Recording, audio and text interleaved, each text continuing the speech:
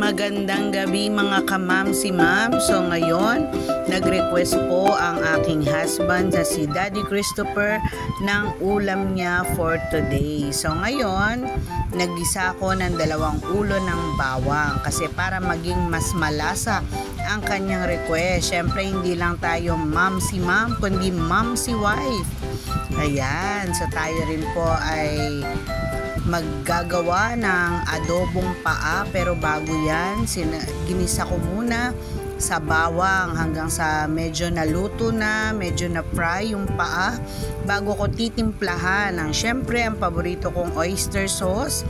Nilagyan ko din ng konting tubig para maging malambot ang ating adobong paa. After nyan, nilagyan ko ng suka. So, syempre, hindi mo nahahaluin para maging mas malasa mamaya. Ngayon, nilagyan ko din yan ng paborito nating black pepper para manuot ang lasa. Pakukuluan ko lang at magiging balance ito sa pamamagitan ng washed sugar. Kapag kumulo na, ilalagay natin ang 1 kutsarang siling labuyo kasi ang gusto niya is spicy. Yan. So, luto na ang ating adobong paa. Thank you for watching. Enjoy Daddy Christopher. God bless everyone.